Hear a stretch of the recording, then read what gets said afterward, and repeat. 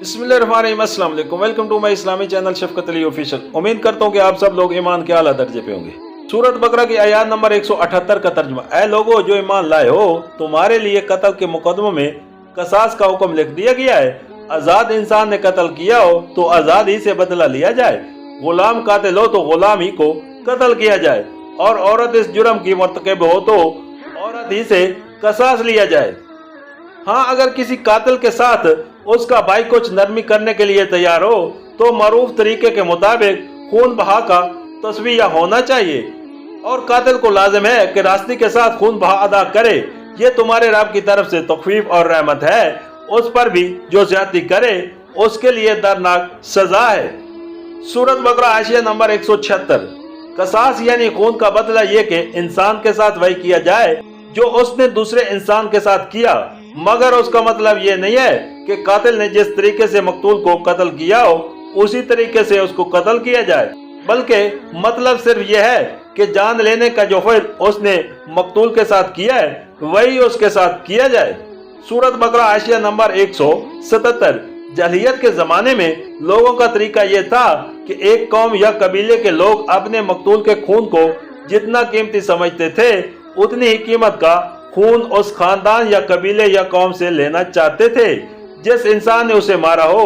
माज मकतूल के बदले में कातिल की जान ले लेने से उनका दिल ठंडा ना होता था। वो अपने एक इंसान का बदला बीसों और सैकड़ों से लेना चाहते थे। उनका कोई मस्जिद इंसान अगर दूसरे ग्रोह के किसी छोटे इंसान के हाथों मारा गया हो तो वो असली कातिल के कत्ल को काफी नहीं समझते थे, बल्कि उनकी ख्वाहिश ये होती थी कि कातिल के कबीले का भी कोई वैसा ही मुअज़्ज़िज़ इंसान मारा जाए, या उसके कई इंसान उनके मकतूल पर से सदका किए जाएं, बरक्स उसके कि अगर मकतूल उनकी निगाह में कोई अदना दर्जे का शख्स और कातिल कोई ज्यादा कदर इज्जत रखने वाला शख्स होता तो वो उस बात को गवारा ना करते थे कि मकतूल के बदले में कातिल ही की जान ली जाए। और ये हालत कुछ कदीम जलियत ही में ना थी।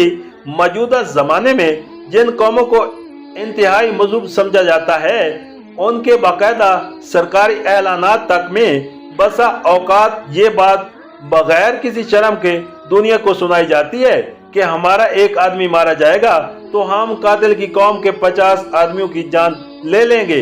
अक्सर ये खबरें हमारे कान सुनते हैं कि एक शख्स के कत्ल पर मगलूब कौम के इतने यरगमाल गोली से उड़ाए गए। एक मुस्लिम कौम ने इसी 20वीं सदी में अपने एक फर्द सल्दी अस्टेक के कत्ल का बदला पूरी मिस्री कौम से लेकर छोड़ा। दूसरी तरफ उन नाम निहाद मजहूब कौमों की बाज़ाब्ता अदालतों तक का ये तर्ज अमल रहा है कि अगर कातिल हाकिम कौम का फर्द हो और मकतूल का तल्लक मकूम कौम से हो तो उनके जद कसास का फैसला करने से गुरेज करते हैं। यही खराबियां हैं जिनके सरेबाब का हुक्म अल्लाह ताला ने इस आयत में दिया है। वो फरमाता है कि मकतूल के बदले में कातिल और सिर्फ कातिल ही की जान ली जाए, कतई नजर उससे कि कातिल कौन है और मकतूल कौन। सूरत बकरा हाशिया नंबर 178। भाई का लफ्ज फरमा कर निहायत लतीफ तरीके से नरमी की सिफारिश भी कर दी है। मतलब यह है कि तुम्हारे और दूसरे शख्स के दरमियान बाप मारे का बैर ही सही, मगर है तो वो तुम्हारा इंसानी भाई। लिहाजा अगर अपने एक खताकार भाई के मुकाबले में इंतकाम के गुस्से को पी जाओ तो ये तुम्हारी इंसानियत के ज्यादा शायाशान है। इस आयत से यह भी मालूम हो गया कि इस्लामी कानून ताज़ियात में कत्ल तक का मामला काबिल राजी नामा है। मकतूल के वारसों को यह हक पहुंचता है कि कातिल को माफ कर दें, और इस सूरत में अदालत के लिए जायज नहीं कि कातिल की जान ही लेने पर इसरार करे।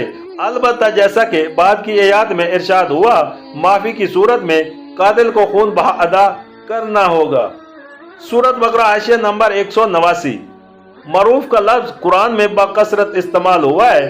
उससे मुराद वो सही तरीका कार है जिससे बिलअलूम इंसान वाकिफ होते हैं, जिसके मुतल्लिक हर वो शख्स जिसका कोई जाती मफाद किसी खास पहलू से वाबस्ता ना हो ये बोल उठे कि बेशक हक और इंसाफ यही है और यही मुनासिब तरीका अमल है। राज आम कौमी ला को भी इस्लामी इस्लात में और मरूफ से तबीर किया जाता है, और वो ऐसे तमाम मामलात में मोतबर है जिनके बारे में शरीयत ने कोई खास कायदा मुकर्रर न किया हो। सूरत बकरा आयशा नंबर 180। मसलन ये कि मकतूल का वारिस खून बहा वसूल कर लेने के बाद फिर इंतकाम लेने की कोशिश करे या कातिल खून बहा अदा करने में टाल मटोल करे और मकतूल के वारिस ने जो एहसान उसके साथ किया है उसका बदला एहसान फरमोशी से दे।